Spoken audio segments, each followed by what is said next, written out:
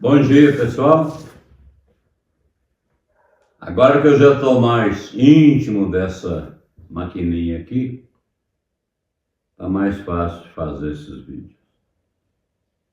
Vamos começar, como sempre, em nome do Pai, do Filho e do Espírito Santo. Amém.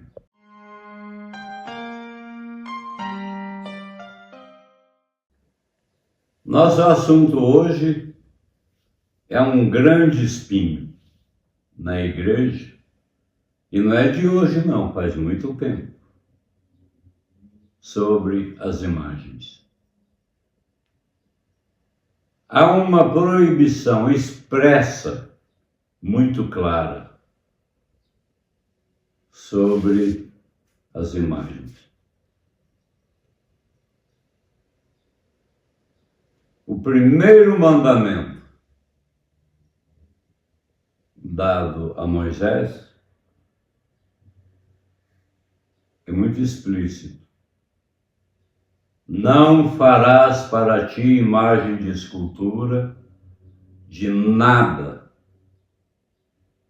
do céu, da terra, nenhuma escultura, nenhuma imagem.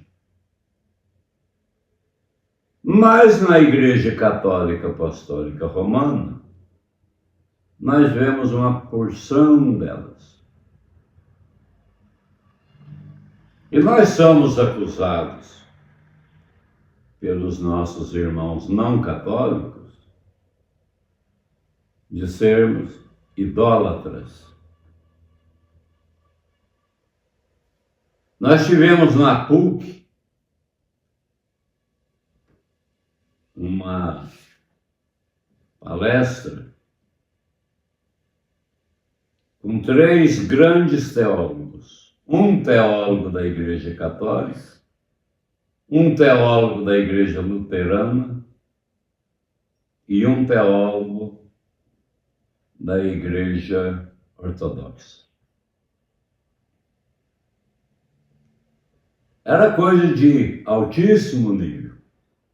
Todos 3 teólogos muito conhecidos, respeitados. E lá pelas tantas levanta-se um dos assistentes e diz assim para o nosso teólogo católico: mas vocês adoram imagens?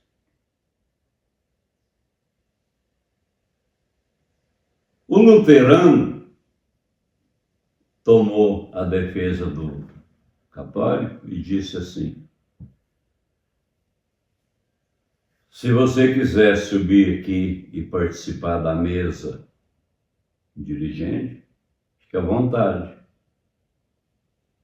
Parece que você é um grande entendedor de Bíblia.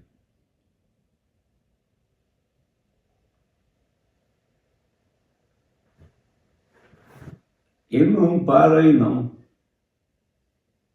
Volta e meia, esse assunto volta à tona e a gente vê algum católico dizendo que foi abordado por um não católico, dizendo isso: vocês adoram imagens. É verdade, ninguém pode negar. Quando entra na casa de um católico ou na igreja,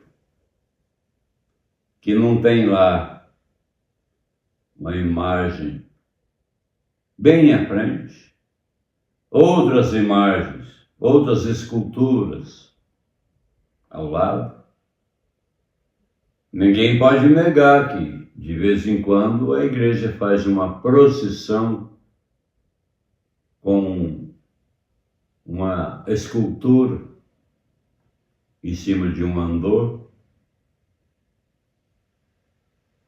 Isso é claro e evidente, não tem como negar. Mas, como dizia um conhecido meu, uma coisa é uma coisa, outra coisa é outra coisa. Vamos ver de onde veio essa proibição e a que exatamente ela se refere.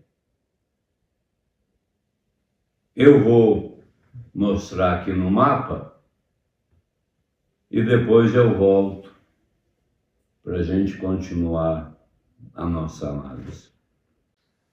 Vamos começar por aqui. Vocês já têm uma visão panorâmica de toda a caminhada do povo. Semitas, hebreus, israelitas, judeus. Vamos começar aqui. Essa região aqui da Caldeia, como a região da Babilônia, Harã, Canaã, Egito, Assíria, todos esses povos, todos, tinham lá seus deuses. Alguém disse, eu não me lembro o nome, estudando a antropologia teológica, diz o seguinte: em todos os povos, de todos os tempos, você pode encontrar algum que não tivesse uma preocupação política. Ou você pode encontrar algum que não tivesse uma preocupação social. Mas nunca, em tempo nenhum, se encontrou um povo que não tivesse uma preocupação religiosa. Aqui na região da Caldeia havia muitos deuses. Na Babilônia, muitos deuses. Esse povo que sai daqui acompanhando Abraão e faz todo esse percurso é o único povo monoteísta. O único povo que tinha um único Deus, Criador, Provedor, e que andava quase passo a passo com o homem na terra. Quando o povo vem para Canaã, a recomendação é que eles não se misturem com os povos da terra. Por quê? Por causa dos seus deuses. Quando esse povo vai para o Egito, encontra aqui uma porção de deuses. Quando vem de volta para Canaã, e daqui, vocês se lembram, depois que o reino se divide, o norte vai para a Síria, e aqui eles vão encontrar novamente uma profusão de deuses. Quando o reino do sul vem para a Babilônia, é trazido para cá como povo cativo, aqui eles encontram novamente muitos deuses. E deuses belos que enchiam os olhos. Quando voltam para Canaã, esse contato que tiveram aqui na Babilônia com os deuses ainda encanta esse povo.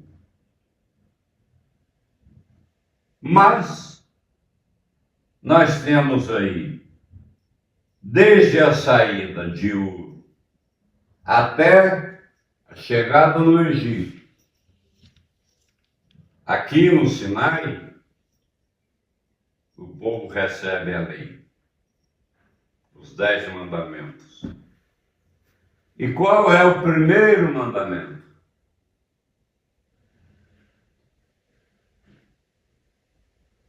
Primeiríssimo mandamento.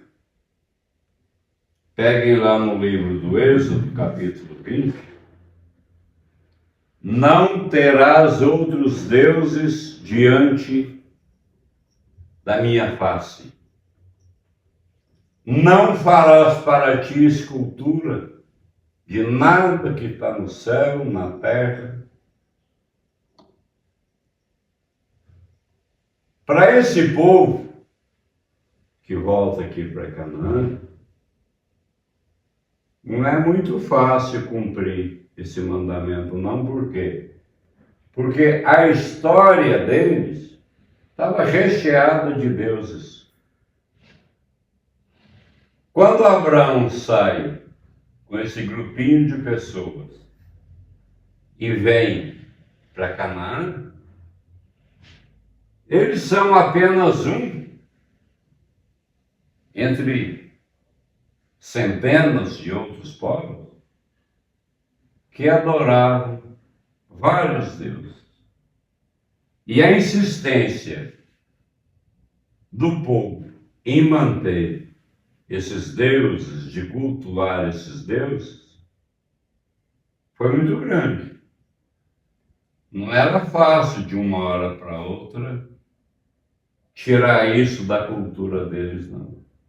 Mesmo sendo o único povo monoteísta, seguidores de Abraão, aqueles que conheceram a revelação de Javé como seu Deus, eles têm uma dificuldade muito grande de assumir esse monoteísmo. Aqui, no Sinai, é o ponto de partida para essa proibição definitiva. A proibição é clara, explícita, como eu disse. Não terás outros deuses diante de mim. Vamos ver então o que significa não terás outros deuses diante de mim. Se a gente pegar todo o Antigo Testamento, todo, do começo ao fim, se a gente ler com cuidado, a gente vai perceber centenas e centenas de vezes em que aparece o termo deuses. Se a gente não deixar passar despercebido, a gente vai ver que o povo de Israel foi muito assediado por deuses de todas as nações com as quais eles tiveram contato. Mas a insistência, já a partir de Moisés, depois com Josué, com os juízes, com os profetas, etc.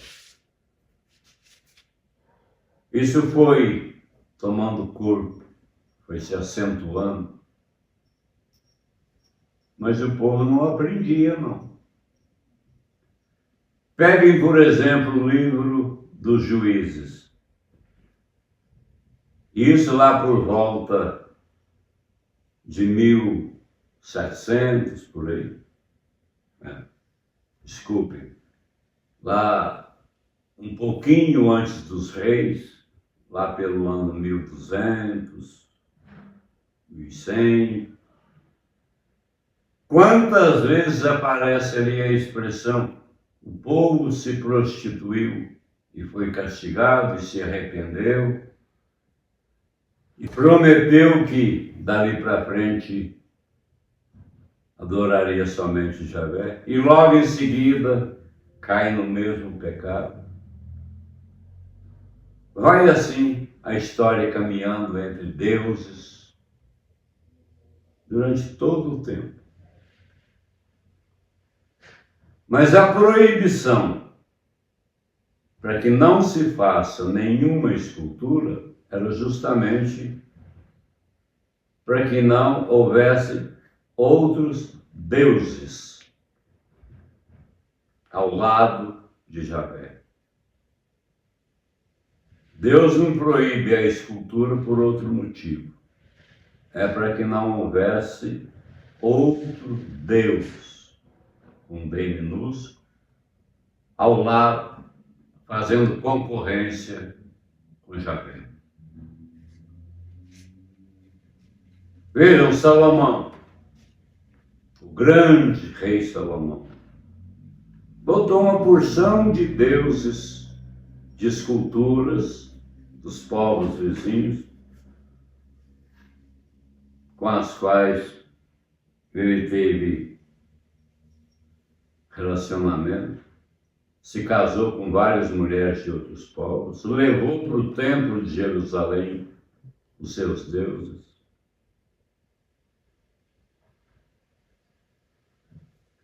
Esses deuses eram adorados por esses povos da mesma forma que o povo semita, israelita, o hebreu, o judeu, adoravam Javé. Da mesma forma, com a mesma convicção, com a mesma intensidade. Aquele era o Deus do povo. Nós temos aqui no Brasil, tivemos aqui até pouquíssimo tempo, o famoso Deus Tupã. Quem era Tupã? Para os tupi-guaranis, era o Deus dos relâmpagos, dos trovões. Eles não conheciam Javé. Nunca tiveram contato com Javé. Ou com alguém que lhes falasse de Javé. O sol, morada de Tupã, era um deus, Guaraci. A lua, uma deusa, Jaci. E eles tinham culpa disso? Não. Eles não tinham conhecimento de Javé. O povo de Israel tinha conhecimento de Javé, mas tinha imbuído ali na sua cultura, misturado no sangue, esse contato com vários deuses.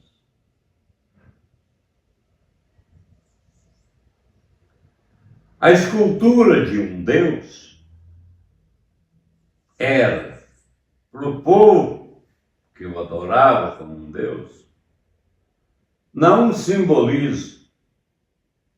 Aquele era o próprio Deus. Um D minúsculo, sempre com D minúsculo. Era a esse Deus que o povo recorria nas suas aflições. Mas o povo de Israel, que tinha já a revelação do Deus de Abraão, de Isaac e de Jacó, que era um povo separado, esse povo estava proibido de prestar culto a outro Deus que não fosse Javé. E esse povo levava isso tão a sério, a santidade de Deus, que sequer pronunciavam o seu nome. O tetragrama sagrado, J, H, W, H, não era pronunciado. Quando aparecia no texto o nome de Deus, eles pronunciavam Adonai, que quer dizer meu Senhor. Era um sentimento profundo de pertença a esse Deus.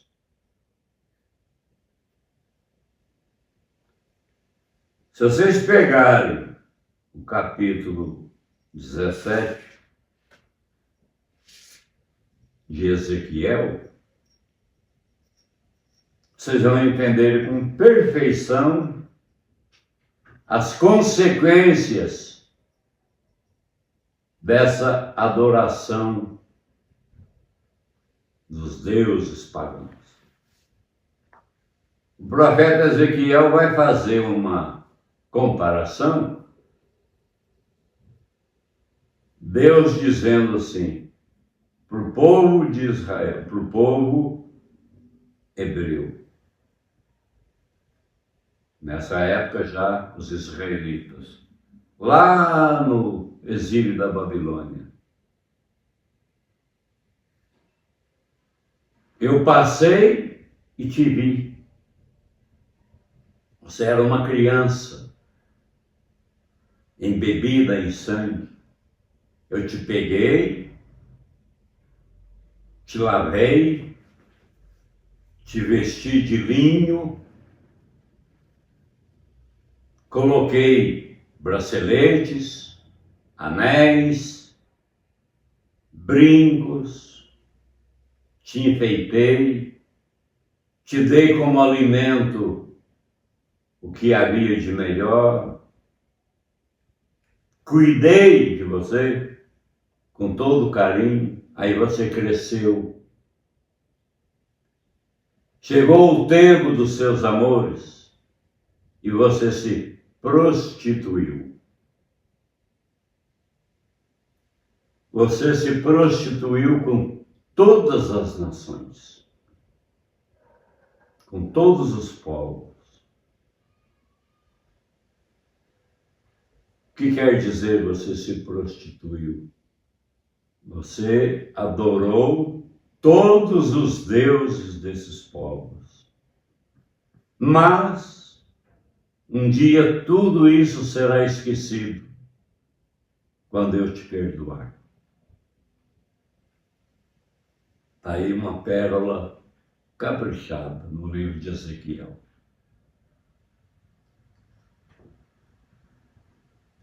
Essas esculturas que eram proibidas por Deus eram a personificação de um Deus. Seja ele a serpente, o sol, a águia, qualquer um.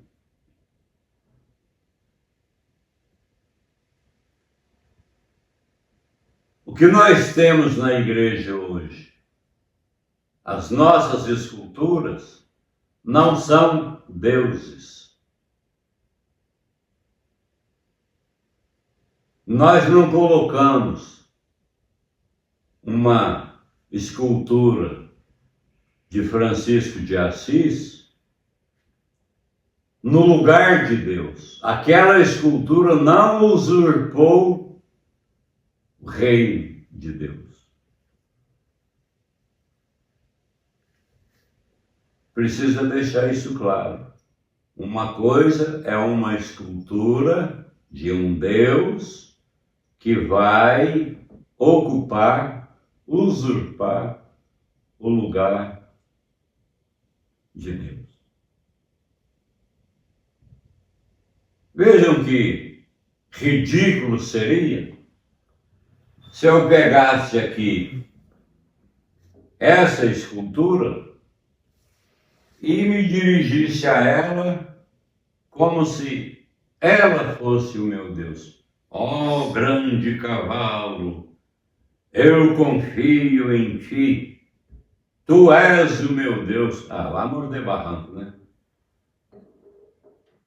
Aqui que beleza. Grande galo, meu Deus, você é o meu Criador. É paciência, né? Como dizia meu avô. Tenha santa paciência. Querer dizer que nós adoramos imagens chega a ser até engraçado. Como aquele teólogo respondeu para o rapaz. Aquele que disse, mas vocês adoram imagens. Lá pelos tantos ele disse, escuta, você acha que uma pessoa aqui como o padre Antoniazzi, um grande teólogo, um grande biblista, seria capaz de se prostrar diante de uma escultura e dizer que essa escultura é o seu Deus? Você não acha isso muito ridículo? Nós temos, é verdade, uma deficiência muito grande de catequese. Quem compreende a proibição de Deus na confecção dessas esculturas, vai perceber que nós fazemos completamente diferente. As nossas esculturas nas igrejas ou em casa não são colocadas no lugar de Deus. Nunca a igreja fez isso. Nunca ensinou isso. Nunca permitiu isso. Nós humanos, com o conhecimento sensitivo que nós temos, às vezes, uma coisa assim chama a nossa atenção e nos ajuda. Precisava disso? Não. Quem tem uma fé esclarecida precisa de alguma imagem em casa ou na igreja? Não, não precisa. Mas nós, de modo geral, temos uma fé esclarecida? Não. Querem um exemplo? Dentro de uma igreja, quando você entra e dá de frente com o altar,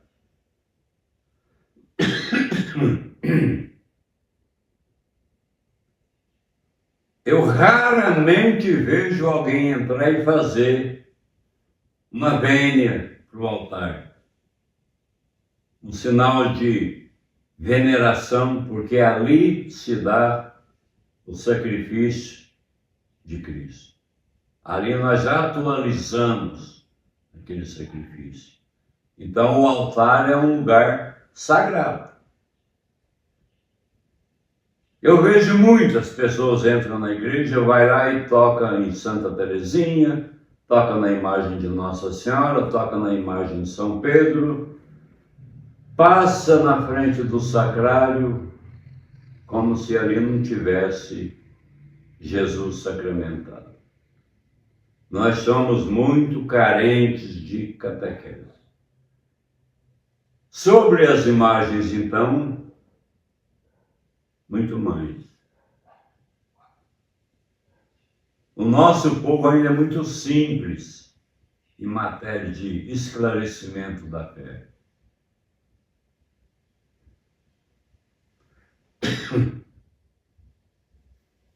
Mas podemos resumir assim: o mesmo Deus que proibiu as esculturas mandou que se fizessem outras. Porque a intenção dessas outras não era substituir Deus, mas enfeitar a arca da aliança, enfeitar o templo. Aqueles querubins do templo deviam ser muito bonitos, apenas como um enfeite. Deus mandou fazer. Deus mandou que se levantasse uma serpente no deserto. Há alguns padres que gostam de explicar isso dizendo assim: você tem lá uma fotografia da sua mãe, e sua mãe já morreu. Aí quando você olha para a fotografia, você se lembra da sua mãe. Eu prefiro pegar outro caminho. Eu prefiro que a gente pegue a Bíblia, o Antigo Testamento, e leia com cuidado, para perceber que a proibição dessas esculturas está ligada a uma história longa de quase comunhão que o povo eleito tinha com os deuses. Mas que a gente possa, daqui para frente, ter isso muito claro. Os deuses, nas esculturas, representados ou encarnados naquelas esculturas, são proibidos. Não se pode fazer uma escultura e ajoelhar-se diante dela como se a escultura fosse o Deus. Como fizeram lá no Sinai com o bezerro de ouro. E Arão vai falar em alto e bom tom: eis aqui, Israel, o seu Deus. Nós nunca fizemos isso. Nós católicos nunca fizemos isso.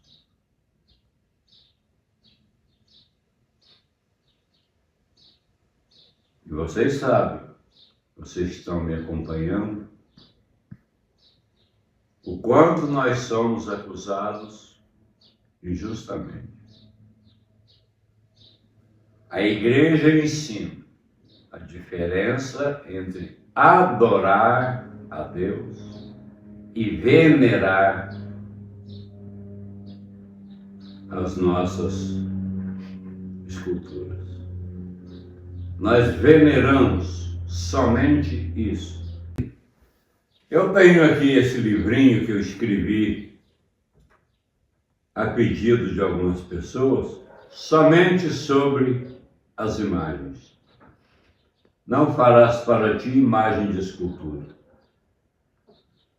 Para quem está aqui em Poços, eu ainda tenho alguns exemplares aí, já dei um desses para várias pessoas, mas se alguém tiver interesse em dar uma espiada nisso, sendo possível, a gente dá um de presente para quem se interessar. Mas, pelo amor de Deus, de tudo que é sagrado, entendam bem a diferença, principalmente se tiver alguém que não é católico e der uma espiada nesse vídeo, que é a proibição, que está lá nos 10 mandamentos, a primeira lei, primeiro mandamento, é: não terás outros deuses diante de minha face. Por consequência, vem a recomendação: não farás para ti imagem de escultura, etc, etc. Entendido? Espero que tenha ajudado. Bom dia a todos e fiquem com Deus.